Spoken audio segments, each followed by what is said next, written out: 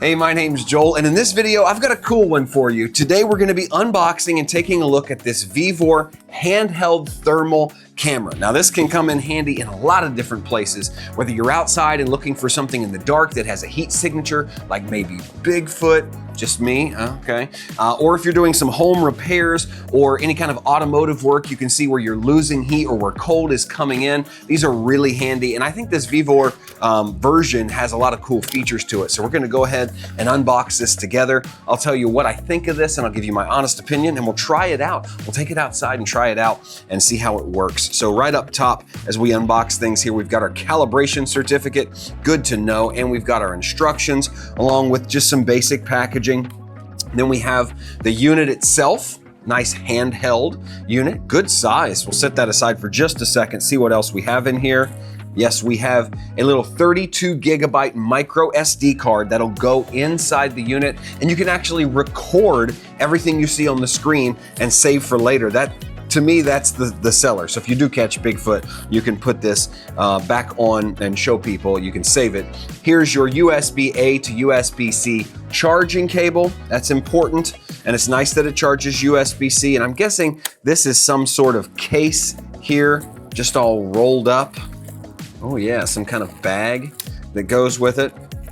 Take it out here. Yeah, nice. Little carrying pouch, so it goes in like this. Tight little fit on the top there. Yeah, once it's in, fits nicely. I guess you pull a drawstring. There we go. Just pulling on the wrong thing. Pull the drawstring, and you got a nice little carry bag for it. So a really simple unboxing. There's not much in there but the unit, the bag, the cable, and the SD card. So let's take a closer look now at the Vevor handheld thermal imager. You can see it's a really nice size right here. Everything is displayed here on this back screen. So we'll go ahead and hold this power button to turn that on. You can see it initializing there.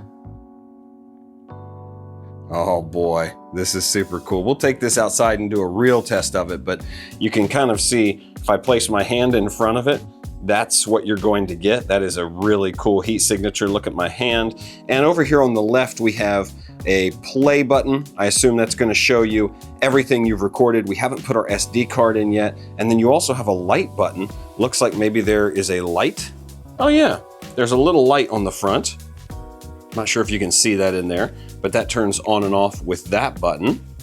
Then of course that's the power button and the back button, but we can simply hit back to go back from the gallery to the display section. But that is super cool. We're gonna test that out in more depth later. Like I said, there is a trigger right here, and if you pull the trigger, that's when you record. And so you've got all of your data up here. You've got your actual temperature, your battery in the top right, max temperature, minimum temperature, and this is kind of your scale that it's showing. So it says max is 29.1 Celsius, minimum is 26.4. See, if I put my hand in front, it changes.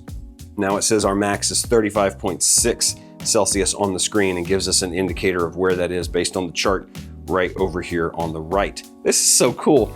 I really like the build quality of this. It seems like it's well built, seems like the materials are well thought out. It does have a 1/4-20 thread on the bottom, and if you're not familiar, that's what you would put on a regular tripod head. So any kind of photographic tripod is gonna attach to this camera tripod. There's your handle, an up close look at the handle and the trigger, and then of course the front, the camera, the flashlight, everything that you see here.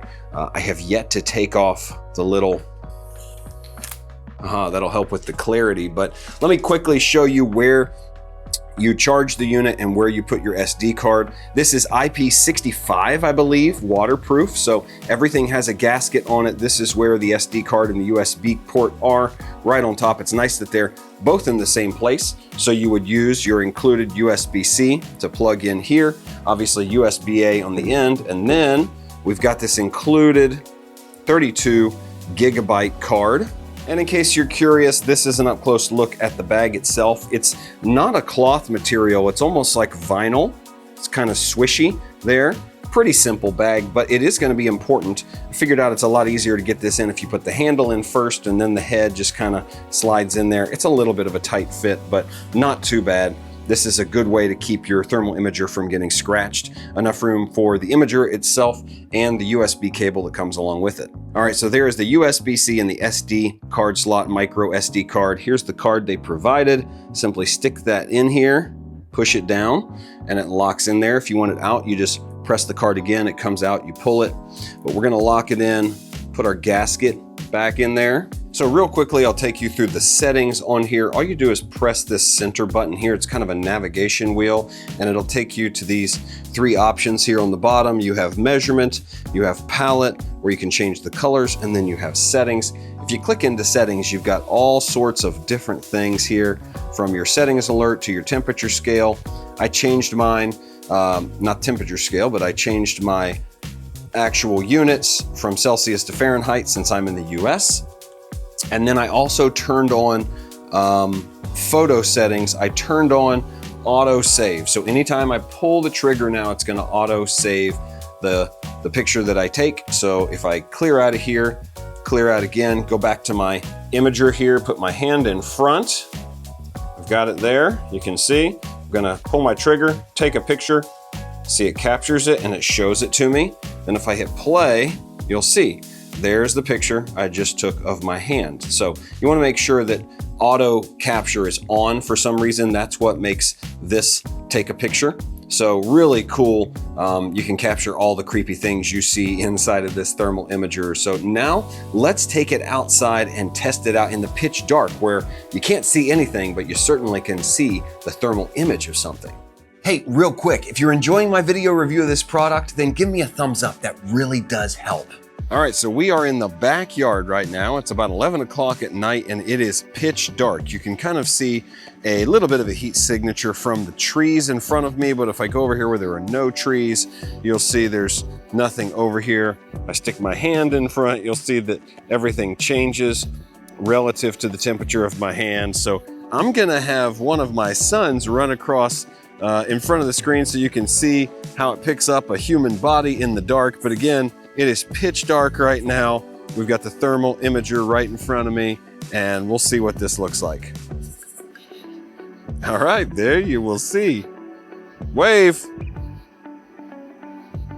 There you go, there's a real human. Oh, and here comes our little dog. Oh, this is great.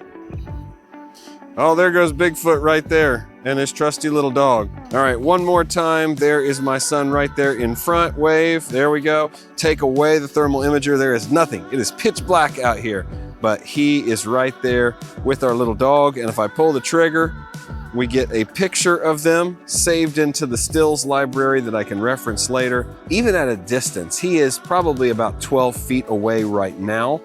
Earlier, he was 20 to 25 feet away, and this picked him up just fine, but you'll see the closer he gets, the stronger that heat signature image is. And yeah, this is pretty cool for finding things in the dark or doing work around the house. It really seems to work well. All right, that's it for the Vevor handheld thermal imager. I am really glad I have one of these now because there's so many things I can do with it, keep it around the house for projects, and definitely take it outside and have some fun with it. This is a really cool way to find your way around in the dark, maybe find something that was lost or find somebody that was lost. A lot of cool applications. You can record to the SD card. I'm gonna keep this around. So thanks for watching. My name is Joel, and I'll see you in the next review.